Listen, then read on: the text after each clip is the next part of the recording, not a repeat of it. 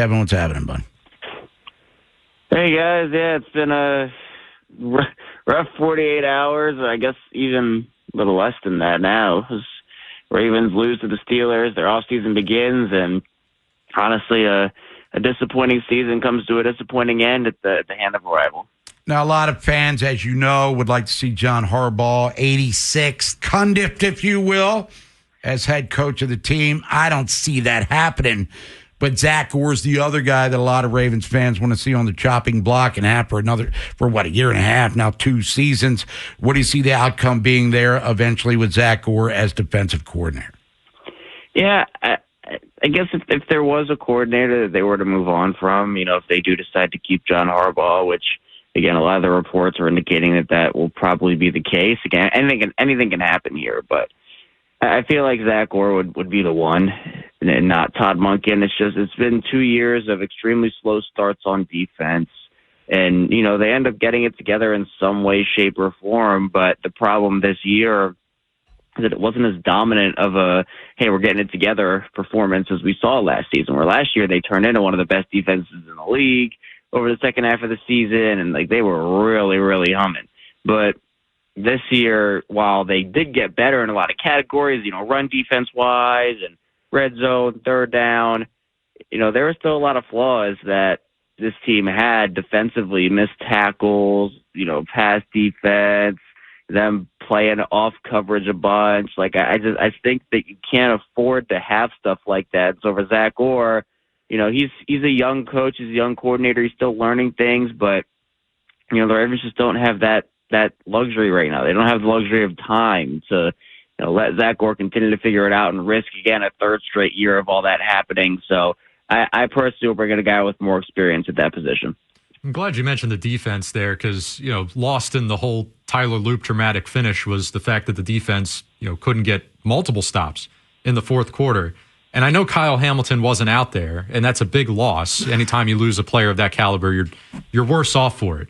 But to be that much worse off for it, what does it say about this Baltimore defense that one guy's removed and all hell breaks loose?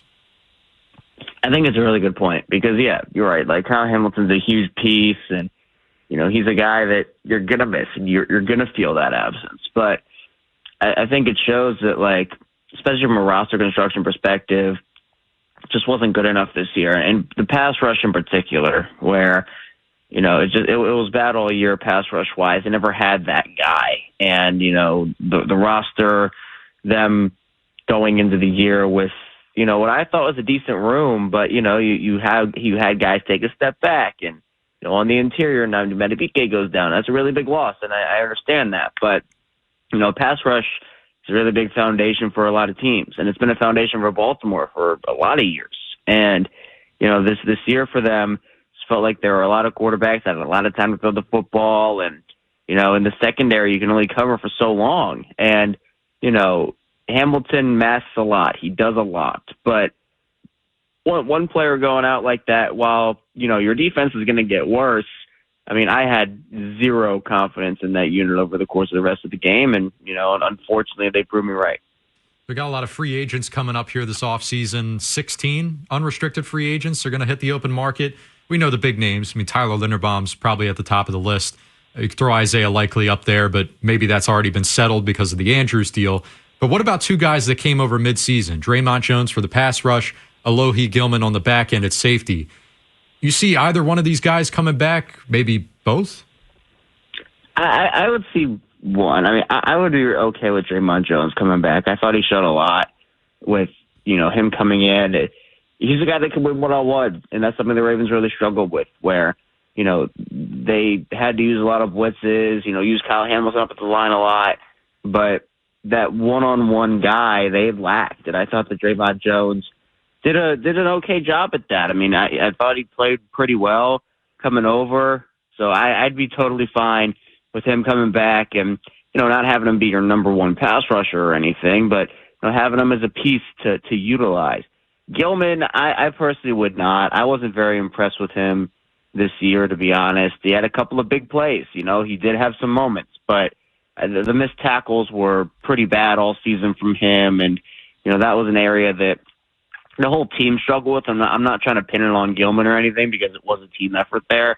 But I think they did a good job of filling a role for Kyle Hamilton where they needed to move him around. Gilman comes in and allowed Hamilton to do that. But I think that, that is probably like the role that Gilman played. I think you can get somebody else in that can help you a little more.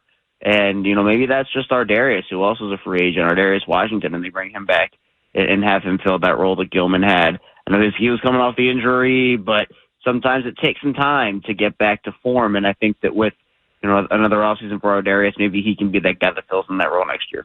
Kevin Oestreicher, USA Today, the Ravens Wire. Kevin, last thing for you with Lamar Jackson and the contract and hopefully a renegotiation. On a scale of 1 to 10, with 10 being Luke and Laura, how big of a soap opera is this thing going to be in the offseason, or it will be a nothing to see here? Please disperse. Let's move on to the next order of business here.